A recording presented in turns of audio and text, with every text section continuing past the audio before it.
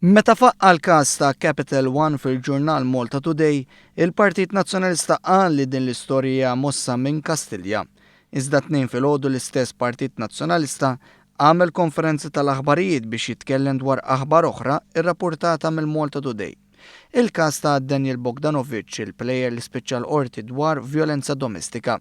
Dwar dan il-każ inħatret inkjesta wara l-allegazzjoni li seta' kien hemm intervent biex il-plejer Bogdanovic jilgħab il-logħba xewkija kontra Kerċem tas-Sibt u għalhekk inħeles għal ftit ħin.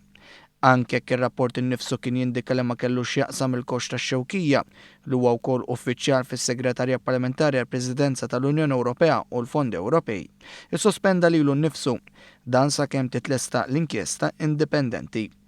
Għalkemm sejjaħ il-medja biex jikellimhom fuq aħbar tal-Malta Today, Fenek Adami ma jitkellimx hekk meta jkollu x'jaqsamu.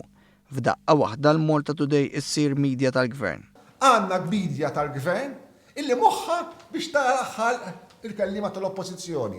Moħħa biex mill-għalija templika il-rappreżentanti tal-oppożizzjoni. Fuq kollox fakkarnieh kif dwar il-każ li sejħilna biex jitkellem dwaru kien hemm min issospenda lilu nnifsu dwar il-każ Capital One, allegazzjoni ta' ħasil ta' flus marbuta ma' droga fejn tfaċċa ismu ma ħass li jagħmel hekk. Għaliex ma tirriżenjax, Dr. Fenek Adami, sakemm isiru l-investigazzjonijiet? Għaliex ma tirriżenjax sakemm isiru l-investigazzjonijiet?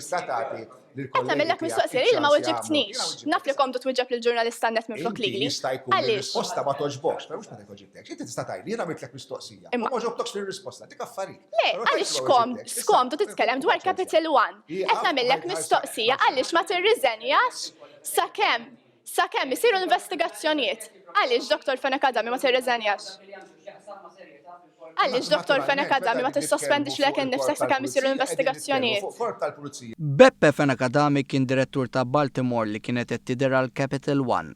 Miegħu bħala direttur kien hemm ċertu Richard Abdilla Castillo li wara li faqqa l-każ u nħatret inkjesta mill-Prim Ministru Abdilla Castillo rreżenja minnha. Anke Fenek Adami konferma li sieħbu mexa differenti minn kif għamel u fil-Partit Nazzjonalista. Richard Abdilla Castillo ma baqax direttur f'kumpanija li jiena li m'iniex direttur tagħha diversi snin.